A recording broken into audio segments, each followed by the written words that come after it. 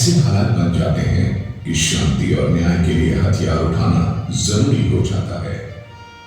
सन 1971 में भी ऐसे ही हालात बन गए थे, जब मानव इतिहास के सबसे भयानक नरसंहारों में से एक को रोकने के लिए और बांग्लादेश को आजाद कराने के लिए भारत को जंग के लिए तैयार होना पड़ा। हालांकि जंग की ज्यादातर कार्रवाई तो पूर्वी मोर्चे पर हो रही थी, लेकिन पश्चिमी मोर्चे पर जो हुआ उसने सारे विश्व का ध्यान अपनी ओर आकृष्ट कर लिया। यहाँ मुश्किलों को पार करके वीरता, पराक्रम और अदम्य साहस की वो गाथा लिखी गई जो सारी दुनिया के लिए एक मिसाल बन गई। 4 दिसंबर 1971 की उस सर्द चांदनी रात में जिस निर्णायक युद्ध की पृष्ठभूमि तैयार हुई, उसे आधुनिक भारत के इतिहास में कभी नहीं भुलाया जा सकेगा। प्रस्तुत है पश्चिमी मोर्चे पर लोंगेवाला का रण क्षेत्र, जिसने 1971 के युद्ध में एक निर्णायक भूमिका अदा की। सन 1947 में जब कश्मीर का भारत में विलय हुआ, तब पाकिस्तान ने कश्मीर पर कब्जा करने और भारत को अस्थिर करने की नीयत से भारत पर हमला किया। भारत ने कश्मीर में होने वाले हर पाकिस्तानी हमले का मुंह तोड़ जवाब दिया और हर बार उनकी घुसपैठ को नाकाम कर दिया। सन 1965 में पाकिस्तान ने कश्मीर को भारत से तोड़कर अलग करने की एक और नाकाम कोशिश की, जिसमें 17 दिनों तक चले इस युद्ध में पाकिस्तान की वो करारी अपमानजनक हार हुई, जिसका अंत ये हुआ कि पाकिस्तान को ताशकंद में युद्ध विराम के समझौते पर हस्ताक्षर करने पड़े। भारत को तोड़ने की कोशिश करने वाला पाकिस्तान हर बार अपनी कोशिश में नाकाम हुआ। भारत को तोड़ने का सपना देखने वाला पाकिस्तान सन 1971 में खुद ही टूट गया। ऐसा उस समय हुआ जब पूर्वी पाकिस्तान में उसने लोकतंत्र के विरुद्ध अपने नागरिकों का ही गला घोटना शुरू कर दिया। आज का बांग्लादेश, जिसे उस समय पूर्वी पाकिस्तान कहा जाता था, वहां शेख मुजीबुर रहमान की अगुवाई वाली आवामी लीग पार्टी को पाकिस्तानी संसदीय चुनावों में बहुमत प्राप्त हुआ, लेकिन पाकिस्तान ने विधिवत निर्वाचित सरकार को लोकतांत्रिक अधिकार देने से इनकार कर दिया। पाकिस्तान के राष्ट्रपति याहिया खान ने पूर्वी पाकिस्तान में अपने नागरिकों को लोकतांत्रिक अधिकार देने की बजाय उन पर आतंकवाद का शासन थोप दिया, जिससे मजबूर होकर 1 लाख बांग्लादेशी नागरिकों को भारत में शरणार्थी बनकर आश्रय लेना पड़ा। Chief marshal law administrator general tikka Khan की क्रूर दमनकारी नीतियों के बावजूद पूर्वी पाकिस्तान में विद्रोह की ज्वाला शांत नहीं हो रही थी। पूर्वी पाकिस्तान को एक नई पहचान दिलाने के लिए संघर्षशील वीर स्वतंत्रता सेनानियों को भारत हर संभव सहायता प्रदान कर रहा था। इस कारण पाकिस्तान ने भारत पर एक और हमला करने का फैसला किया। बांग्लादेश से हजारों किलोमीटर दूर भारत पाकिस्तान सीमा पर राजस्थान की लोंगेवाला पोस्ट पाकिस्तानी हमले का शिकार बनने वाली पहली कुछ जगहों में से एक थी। 4 दिसंबर 1971 की रात में लेफ्टिनेंट धर्मवीर की प्लाटून को पेट्रोलिंग करते समय सीमा पार से हलचल का शोर सुनाई दिया। इस हलचल में उन्हें साफ साफ पता चल गया कि वहां बड़ी संख्या में टैंक हैं जो लोंगेवाला की तरफ ही आ रहे हैं। सर, हेवी फोर्स लोंगेवाला हमारी पोस्ट की तरफ बढ़ रहे हैं। हमारी पोस्ट पे हमला करेंगे सर, होगा?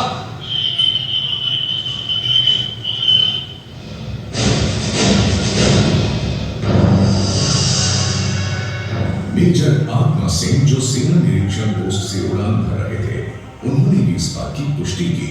उन्होंने पाकिस्तानी सैन्य टुकड़ी की जानकारी दी जो सीमा से 16 किलोमीटर दूर थी, जिसमें लगभग 3000 जवानों की इन्फेंट्री ब्रिगेड, 48 टैंक और बख्तरबंद गाड़ियां आदि थे, और इस सब भारत पर हमला करने लोंगेवाला की तरफ ही आ रहे थे।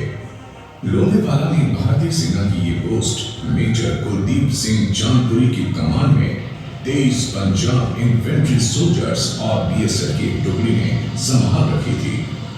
इनके पास न तो तोपखाना था, न कोई टैंक सपोर्ट थी, न किसी तरह की बारूदी सुरंगें थी, और न ही वायुसेना की कोई सपोर्ट थी।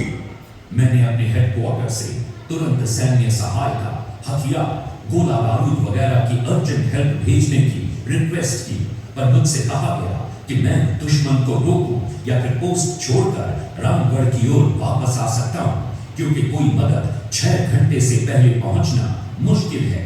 कोई ट्रांसपोर्ट न होते हुए भी आते हुए दुश्मन को रोकने के लिए मैंने अपनी पोस्ट पर डट कर रुके रहने का फैसला किया, क्योंकि यहाँ पर मेरे लिए और मेरे जवानों के लिए सब कुछ था। प्रोविजन, वाटर, आर्म्स और एम्यूनेशन। आज की रात हमारे लिए इम्तिहान की रात है, क्योंकि एयरफोर्स कल सुबह तक हमारी मदद के लिए नहीं आ सकती और सुबह होने के लिए काफी वक्त बाकी है। जवानों, दुश्मन सामने खड़ा है। हम 120 हैं, वो पूरे टैंक रेजिमेंट के साथ है। कमान ने हमें पोस्ट छोड़कर पीछे हट जाने के लिए कहा है, मगर फिर भी आखिरी फैसला मुझ पर छोड़ा है और मैंने फैसला यह किया है कि मैं मेजर कुलदीप सिंह अपनी पोस्ट छोड़कर नहीं जाऊंगा। अब तुम लोगों का फैसला मैं तुम पर छोड़ता हूं। जो लोग ये पोस्ट छोड़कर जाना चाहते हैं जा सकते हैं। सच्चे बादशाह तसीब बादशाही श्री गुरु गोविंद सिंह जी महाराज ने फरमाया, चिड़िया नाव से बास लगावा, राम गोविंद सिंह नाम तहमा। समझिए, जब चिड़िया बास के साथ लड़ सकती है तो हम तो इंसान हैं। कोई नहीं चाहता तो मैं ये समझ लूं कि तुम सब मिलकर मेरे साथ दुश्मन का सामना करोगे।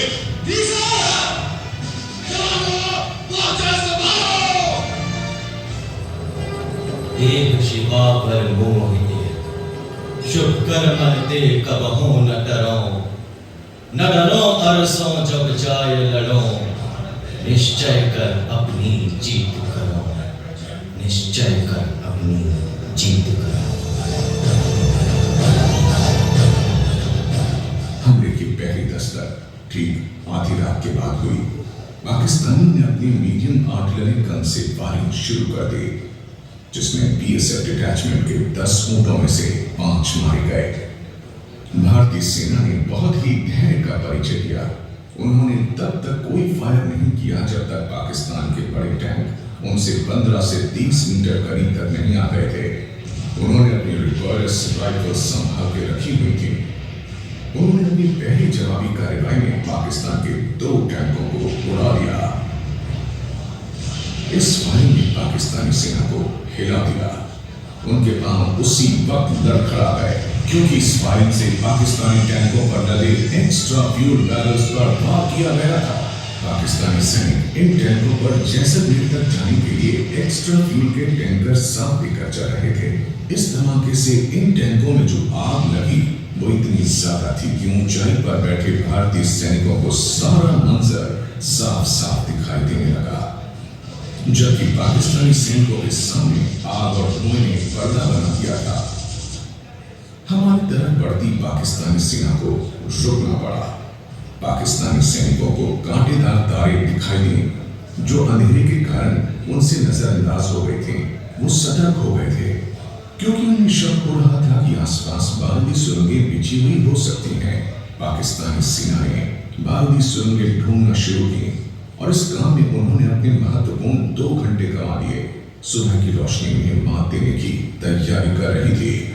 पाकिस्तानियों ने 2 घंटे बाद फिर से इस पोस्ट को घेरने की कोशिश की, लेकिन वो नाकाम हो चुके थे, क्योंकि जब तक वो दूसरे हमले के लिए तैयार होते, उनके टैंक और बख्तरबंद गाड़ियां लोंगेवाला पोस्ट के आसपास की रेत में धंस गए थे।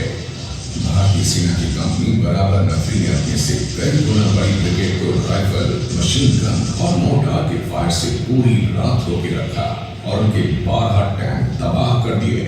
इससे भारतीय सैनिकों का मनोबल बहुत मजबूत हो गया और पाकिस्तानी सेना के कमांडर्स को अपने हमले का प्लान विफल होता नजर आया।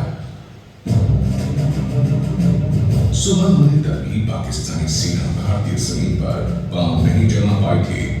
पॉप फटते ही आसमान में हमारी भारतीय वायुसेना के हंटर प्लेन आ गए थे। No panic as such, but we decided to change the armament load of the aircraft to tank penetrating rockets, armor penetrating rockets, and that took some time. The ground crew worked very hard in the darkness and got the aircraft ready by dawn. The first two aircraft flown by Colonel D.K. Das and Flight Lieutenant Hossain, with the instructions to examine if the enemy tanks launched Jaisalmer airfield itself. दुनिया में न जाने कितने युद्ध हुए हैं, लेकिन दुनिया में आधुनिक युद्धों के इतिहास में शायद ही ऐसा कोई उदाहरण होगा जिसमें इस तरह से एक तरफा परिणाम मिले होंगे। ब्रिगेडियर जॉन पुरी को उनकी पराक्रम, वीरता और अदम्य साहस के लिए महावीर चक्र से सम्मानित किया गया। उन्होंने जिस मुश्किल घड़ी में धैर्य का परिचय देते हुए अपने साथियों को बाधाओं को पार करके विजय प्राप्त करने के लिए प्रेरित किया, उन्हें संदेह है एक कठिन कार्य था। एक पैदल सेना के दम पर बिना किसी कवच को धारण किए अपने से 30 गुना बड़ी सेना को पराजित करना सच में एक अद्भुत उदाहरण है। भारतवर्ष में उनके नेतृत्व, साहस और देश के लिए उनकी मर मिटने को तैयार रहने वाली भावना के लिए देश सदा उनका आभारी रहेगा। ये कोई हैरानी की बात नहीं है। देश के ही नहीं बल्कि विदेश के इतिहासकार भी इस लोंगेवाला की जंग को दुनिया की अनोखी जंग मानते हैं। ब्रिटिश इतिहासकार जेम्स हेटर ने अपने लेख taking on the enemy of Longewala में हुई जंग की तुलना थर्मोपाइले के युद्ध से करते हुए इस युद्ध को 1971 के युद्ध का निर्णायक क्षण बताया है। विश्व की अन्य सैन्य ताकतों ने भी लोंगेवाला की जंग को दुनिया की हैरान कर देने वाली जंग बताया है। Chief of the imperial general staff of Britain के फील्ड मार्शल R.M. कार्वर 1971 में हुए युद्ध की समाप्ति के कुछ सप्ताह बाद भारत आए और खास तौर पर लोंगेवाला गए थे।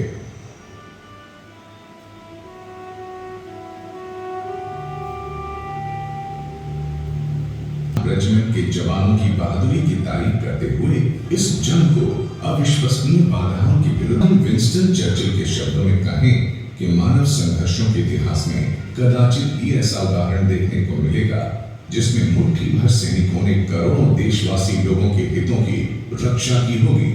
लोंगेवाला में हुई जंग और उसमें मिली जीत ने सिद्ध कर दिया कि भारतीय सेना विश्व की सर्वश्रेष्ठ सेना है जो हर परिस्थिति में अपनी वीरता से कोई भी युद्ध जीतने में सक्षम है।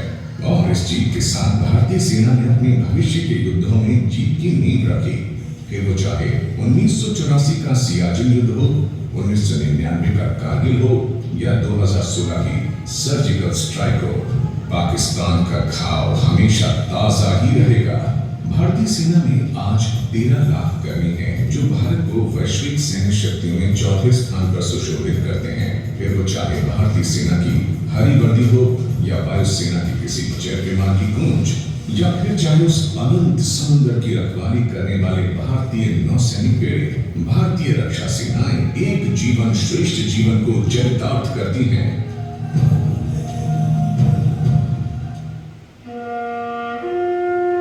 धनुष उठा प्रहार कर, तू सबसे पहले वार कर। अग्नि सी धधक धधक, हिरण सी सजग सजग, सिंह सी दहाड़ कर। शंख सी पुकार कर, रुके न तू, थके न तू, झुके न तू, थमे न तू। जय हिंद। जय हिंद।